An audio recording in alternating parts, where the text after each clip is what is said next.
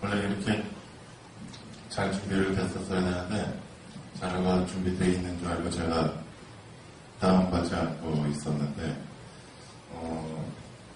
정책 연구에 있어서 통섭 개념의 적용과 향후 과제에 대해서 말씀드리겠습니다.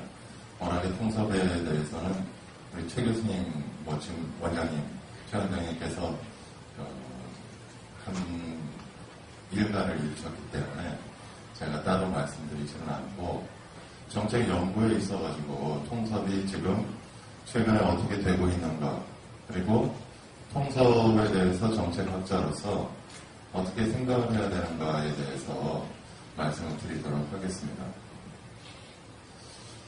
먼저 이제 논의의 배경으로 제가 생각했던 거는 기본적인 관점이 방금 말씀도 있으셨지만은 모든 분들이 다 인지하고 계시는 통섭이라고 했었을 때의 통섭은 우리 정책학에 있어서는 기본적으로 깔고 있는 개념이다라고 하는 겁니다. 기본적으로 깔고 있는 개념인데 왜 그러면은 정책학에 있어서 많은 학자분들이 통섭에 있어서 왜 이렇게 몸달아하고 어떻게 보면 통섭이라는 것에 대해서 감각적으로 적용해야 한다든가 아니면 통섭에 관련된 방법론이 없는지 찾아보려고 시도를 한다든가 통섭자가 붙지 않으면 시대의 조류에 뒤처지는 것처럼 여겨진다든가 그런 생각들을 왜 하시는지 좀 궁금했습니다. 사실은 그거는 그렇게 할 필요가 없는 일이거든요.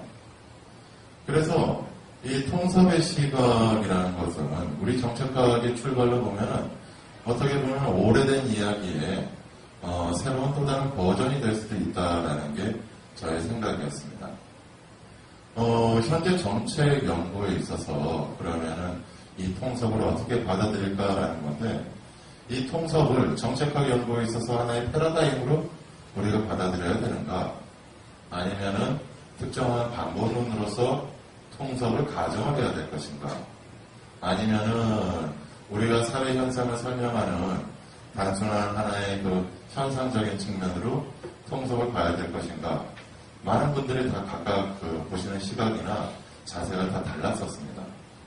그래서 저는 이런 것들을 어떠한 패러다임이나 방법론에 한정짓지 말고 다층적으로 보는 게 오히려 통섭에 대해서 진정하게 이해할 것이다 라고 생각을 하고 있고요. 그리고 이번 연구에서는 정책 연구에 있어서 통섭이 과연 어떻게 비춰지는지를 개략적으로 살펴보는 차원으로 접근을 했습니다. 이건 장자에 나오는 이야기입니다. 그 유명한 이야기인데 오히려 이번 취지를 다 이해를 하기 좀 편하지 않을까라고 해가지고 제가 집어넣었습니다. 혼돈을 위해가지고 숲과 흙이라는 이제 이 전설 속에 나오는 남해와 북해의 임금이 혼돈이 워낙에 이 두 숲과 흙을 잘 대접을 해주니까 찾아가서 생각을 합니다. 본인들끼리. 마치 학문의 세계 그리고 현실의 세계가 숲과 흙처럼 우리 한번 이 방법론을 써보자라고 해서 칼 한번 찔러보고 저 방법론으로 한번 찔러보자라고 해서 찔러보고 하지만 그렇게 계속 찌르고 나는 뒤에 보게 되면은 남는 거는 현실 세계에서 결국 여기 내용처럼 혼돈이라는 거는 죽어버리게 됩니다. 실체에 대해서 제대로 인지하는 것이 아니라 본인이 가지고 있는 방법론이나 아니면 본인의 시각으로 현실을 보는 그 순간에 결국 우리가 흔히 이야기하는 장님 코끼리 다리 만지기가 되는 것이고 그렇게 되다 보면은 정말 중요한 것은 우리는 제대로 살펴보지 못한다라고 하는 겁니다. 여러 가지 이야기가 있습니다. 장자가 이야기할 때 호정봉이라고 해서 내가 나비인지 나비가 아닌지 모르겠다. 근데 우리는 거기까지만 알고 있거든요. 근데 사실은 그 뒤에 한두 구절이 더 있습니다. 뭐냐면은 하지만 내가 다른 사람과 구별함으로써 내가 내 자신인지를 알겠다라는 그 구절이 장자 안에 녹아져 있죠. 그래서 결국 통섭이라고 했었을 때는 나와 타인을 완벽하게 구분하는 것이 아니라 서로 넘나들 수 있다라는 걸 인정하면서도 그 경계를 보자라고 하는 게 장자의 기본적인 취지였습니다. 우리 정책학에 있어서 이 통섭의 개념이 어떻게 적용되느냐라고 봤었을 때 방금 말씀하신 대로 휴엘이라든가 윌슨 그리고 최재천 원장님의 그 개념들이 다 다릅니다. 다 다른데 각각 비환원주의적인 접근, 환원주의적인 통섭 그리고 또 더 나아가서 호상적인 통섭을 말씀하시는데 저는 조금 신중하게 살펴봤습니다. 그래서 제 나름대로 뭐 통섭의 개념을 짓는다 이거는 뭐 아직까지는 제가 좀 부족해서 그러지는 못할 것 같고요. 다만 이제 서울대학교에서 60주년 기념학술대회 심포지움이 열렸습니다. 그래서 여러 그 학문 분야의 학자분들이 모여서가지고 통섭이라는 거를 너도나도 다 다양하게 이야기를 하니까 그러면은 통섭을 이렇게 잠정적으로 합의를 하자라고 이야기하는 게 맨 아래에 있는 서로 다른 요소 또는 서로 다른 이론들이 한데 모여가지고 새로운 단위로 거듭남의 과정으로 이야기를 하자라고 했습니다. 여기서 중요한 게 하나의 과정인 것이고요. 그리고 서로 다른 단위들이 새롭게 바뀌어야 된다는 것들을 이야기를 하고 있습니다. 그래서 여기에서 이야기하는 학제적이라든가 다학문적 그리고 범학문적인 접근이라고 얘기하지만은 통섭의 처음 취지로 놓고 봤었을 때 저는 한자문화권이라는 게 상당히 다행으로 여겨지는 게 우리가 직관적으로 해석을 하거나 아니면 그 개념을 아주 응축해가지고 받아들이기에 상당히 도움이 많이 됩니다. 그래서 사실 우리가 그동안 통섭이라고 인식했던 많은 것들은 한데 모아가지고 그거를 관리하는 차원, 그 차원이 아니라는 얘기죠. 한데 모아서 관리한다는 거는 가장 핵심적인 게 삼강오륜입니다. 삼강오륜에 있어가지고 그 강자가 별이강자거든요. 별이강이라는 게 뭐냐면 그물포를 꿰서 올라오는 겁니다. 통섭은 어떻게 보면은 삼강오륜에 있어서 그 별이강자를 이야기를 하는 겁니다. 하지만 우리가 지금 보편적으로 받아들이고 있는 통섭은 어떻게 보면 네트워크적인 통섭이고 쫙 뿌려져 있는 그러한 통섭을 우리는 되게 많이 받아들이고 있습니다. 별이강이 바로 이 통괄할 통자랑 이 통한다라는 것이죠. 근데 말과 용어를 다 달리하는 데서 혼돈이 많이 일어나게 됩니다. 통섭의 대두 배경은 말씀하신 바대로 학문적인 체계적 그리고 지식 활동에 대해서 인식하는 것이 이제 한계에 부딪혔고 여러 다층적인 문제들을 가지고 있기 때문에 그걸 해결하기 위해서 학자 그리고 학계에서 접근을 하게 되는데요. 제가 약간 좀 도전적인 그런 이제 제목을 밑에 썼습니다. 죄송하지만 이 통섭 개념이라는 게 상당히 무비판적으로 우리 사회에 널리 퍼졌습니다. 근데 이 무비판적으로 퍼진 이유는 사실은 학계에 계신 분들의 탓이 크지 않느냐라고 생각을 합니다. 저도 마찬가지고요.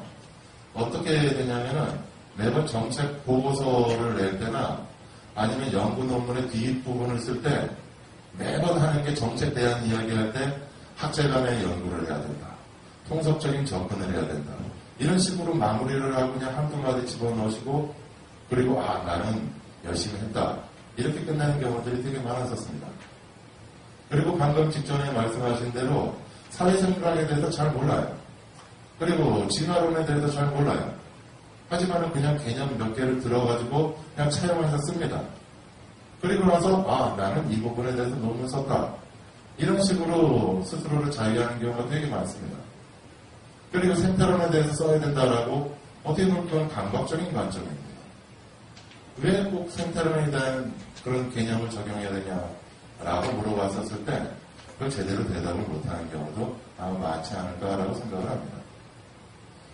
그리고 이 사회생물학이라는 것에 대한 제대로 된 성찰을 하기 위해서 노력을 많이 하지 않겠고 세 번째로 우리나라에 있어가지고 이른바 과학이 갖고 있는 과학 절대주의가 상당합니다.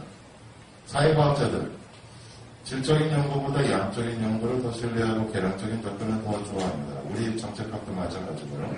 행정학도 마찬가지고요.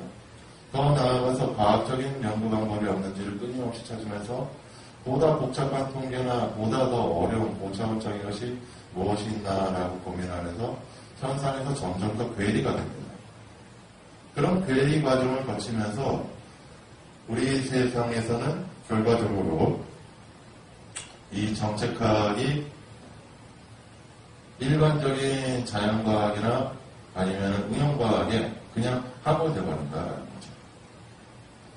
그리고 우리나라에서 좀 고유한 것은 뭐냐면요. 이른바 통섭 개념에 대해서 어렸을 때부터 다 알고 배워온다는 겁니다. 전통사상적인 측면과 문화적인 측면으로 우리나라에서는 통섭이라는 걸 아주 자연스럽게 여겨요. 제가 예전에 처음 이제 통섭 개념 이전에 얘기했었던 게 퍼지였었던 그 용어를 사용했던 시절이 있었습니다. 그리고 그 이전에는 또 이어령 선생님께서 우리나라 한국 문화에 대해서 세부적인 분석을 해가시면서 뭐 여러 가지 개념들, 한국 문화의 원형들 이런 것들을 이야기를 하시는 경우가 있었는데 결국 그거는 지금 와서 생각해 보면은 어떤 측면에서는 순환적이고 어떤 측면에서는 음양이 융화되는 전체론적인 관점을 많이 이야기를 하셨었습니다. 근데 우리나라는 그런 것들이 유교, 불교, 도교 이러한 전통사상이 아까 말씀하신 우리나라 한민족의 유전 형질로 남아있다라는 거죠. 그런 면에서 사회생물학에서 이야기하는 개념과 전통적으로 이야기하는 통섭적인 관점이 결합이 돼가지고 일반인들도 그냥 이야기하면서 씁니다.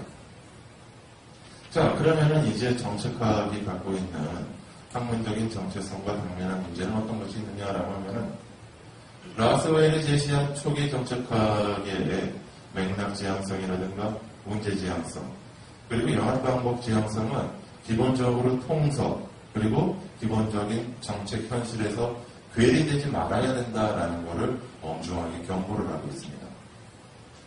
하지만 이러한 정책학이 갖고 있는 태생적인 범학책성이나 아니면 인본주의적인 그런 성찰성이 저희와 같은 이제 후배학자들로 점점 흘러내려오면서 상당히 거세당하기 시작을 합니다. 학문의 초기 이념이 거세당하기 시작을 하면서요. 이른바 도구주의적인 학문이라든가 계량주의적인 편향 그리고 더 나아가서 해외 이론을 적용하고 검증하는데 보다 더 많은 관심을 기울이게 됩니다. 최근에 통섭 개념에 대해서 논의를 본격적으로 하고 계시는 분들은 거의 없습니다. 칼럼 많이 있었고요. 그리고 이 이전에 여러 정책학회 학회장님들이라든가 학회보의 통섭 이야기를 많이 했었죠. 그리고 세션 구성했습니다. 정책학의 정체성 이야기를 한다든가 한국 행정학의 정체성을 이야기하고 한국화를 이야기했을 때 통섭 얘기 많이 하셨지만은 결국 그걸 제대로 반영하지는 못했습니다. 정책 대안이나 처방 측면에서 부분적으로 언급됐지만은 직접적인 통섭 연구는 드물었는데 다만 한 두세 개 연구가 있었습니다. 최근에 2000년 이후에 오철호 교수님하고 그리고 장현주 교수님이 아주 따끈따끈한 2014년 논문을 만드셨죠. 자, 그러면 이제 우리가 가져야 될 것은 바로 이겁니다. 정책 연구에 있어서 과연 통섭적인 접근에 대해서 어떻게 해야 될 것인가? 기존 학자들은 통섭 개념에 대해서 시도를 하지 않았었던가? 통섭 타입들이 없다라고 그래가지고 과연 정책학은 통섭에서 소외됐었던가? 그리고 앞으로 정책의 연구에 있어서 통섭은 어떻게 자리를 매김해야 될 것인가? 패러다임인가? 방법론이나 아니면 개개인이 갖고 있는 학자의 학문적인 성향이나 철학으로 통섭을 이해해야 되는가라는 거죠. 솔직히 조금 약간 좀 죄송한 말씀이지만은 겉멋 들어가지고 통섭을 얘기하는 것을 몇 번 제가 본 적이 있습니다. 근데 그건 통섭이 아니라는 얘기죠. 자, 통섭이라고 했었을 때 다른 분야의 개념을 단순하게 차용하거나 정책 은유의 일환으로 부분적으로 사용한 것은 통섭으로 볼 수가 없다라고 저는 생각을 합니다. 하지만은 그럼에도 불구하고 현재 출발 단계에서 통섭이라는 개념을 지나치게 협의를 규정을 한다든가 지나치게 세부적으로 규정하는 것은 조금 위험하고 그 다음에 논의를 활성화시키기 위해서는 약간의 여지를 남겨줘야 되지 않는가라고 하는 게 제 생각입니다. 그리고 이 통섭이 하나의 담론으로서 시사점을 준다라고 하면은 제가 여기서 문태영 교수님의 이야기를 하나 집어넣는데 정책 담론이라든가 이른바 후기 실증주의자들의 주장을 우리들이 한번 또 진지하게 고민을 해봐야 되지 않을까라고 하는 게 저희 생각이고요. 사실 정책의 맥락을 최적의 조합을 파악한다는 것은 불가능합니다. 정책을 아무리 분석을 하고 정책을 아무리 평가를 한다고 해도 어떻게 보면 불가능에 계속 도전하는 거랑 마찬가지겠죠. 그럼에도 불구하고 이 여러 조합들을 넘나들면서 살펴봐야 되는데 다만 이제 유의할 게 이 세 번째입니다. 무조건적인 통섭적 접근의 모색은 정책 문제 해결 과정에서 갈등을 증폭시킬 수 있다는 건데요. 어떤 거냐면요. 정책 딜레마를 연구할 때 우리가 통으로 이해하기는 상당히 쉽지가 않습니다. 정책 딜레마 문제를 해결하기 위해 가지고는요. 문제를 세분화해가지고 접근하는 경우도 있습니다.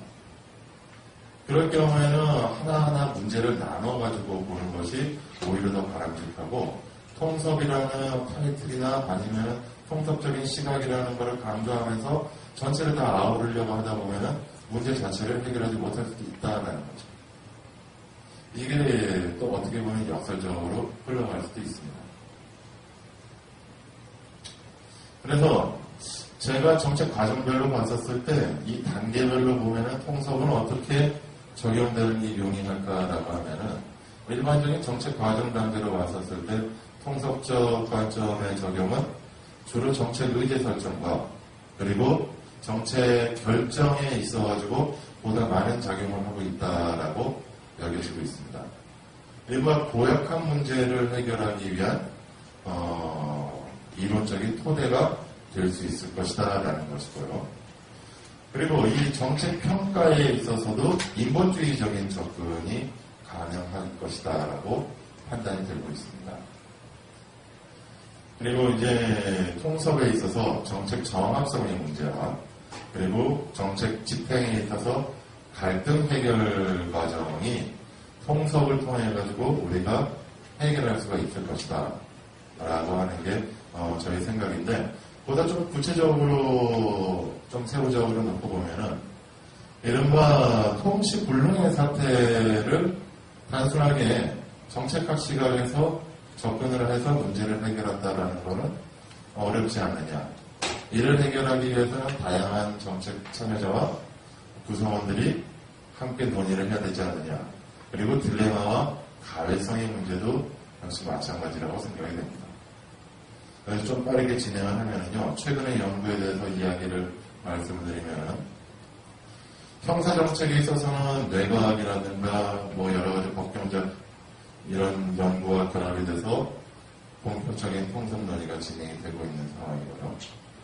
그리고 신태석 선생님 외에 다른 분들이 연구할 경우에는 조직의 인적 자원 관리 차원으로 조직의 인적 자원을 어떻게 통섭적 인재를 키울 것이냐 이걸 평가를 해보자 라고 해서 세 가지 요소로 구분을 하는 경우도 있었습니다. 또 최근에 이제 여러 이슈들이 있는데 환경, 도시, 그 다음에 지역, 디지털 사회, 복지, 규제 여기에 있어서는 통섭적인 접근을 취하는 이제 결과가 이제 나타나고 있었고요. 또한 이제 제가 몇 가지 예를 더 들려고 하다가 좀 줄인 것 중에 이른바 공공 디자인입니다. 예전에는 주요 정책의 하위 범주에 머물렀거나 새로운 정책 대상이 아니었는데 그게 등장하는 경우가 있을 수 있다는 거죠. 공공 디자인 같은 경우에는 최근에 강조가 되고 있습니다. 퍼블릭 릴레이션스나 아니면은 예술과 인문화 그리고 행정학적인 목적이 결합이 된다라는 식으로 이제 새롭게 이야기를 하고 있는데 거기에서는 통섭적인 접근을 당연시하고 있더라라고 말씀드리고요.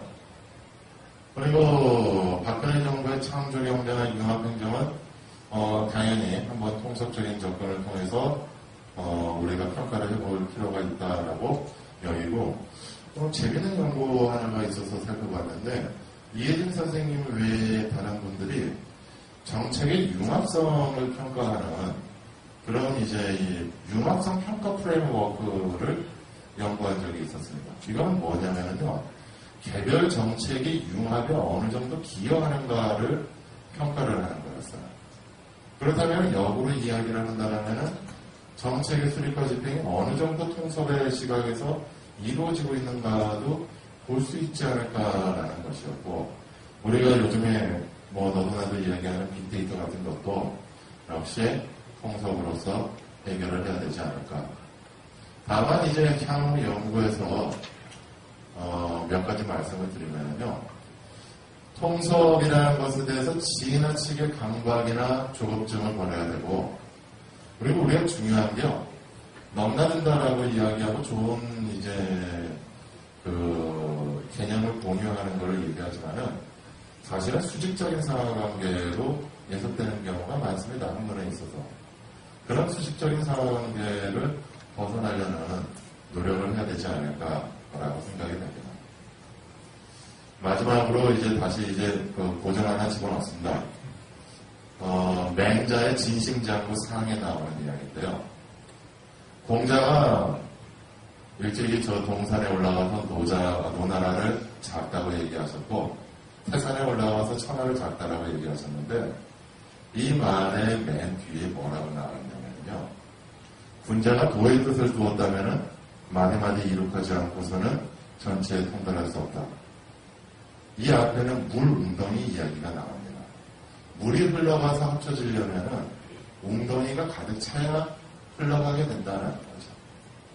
우리가 정책학에 있어서 통섭을 적용하기 위한 여러 가지 접근을 시도하지만은 정책학자들이 정책학에 대한 기본적인 소양이나 아니면은 학습, 그리고 지식의 심화가 없이 무분별하게 통섭이라는 것을 주창을 하면서 물을 흘려보낸다라고 한다면은 그 물은 흘러가지 않을 것이다라는 게 저의 생각입니다.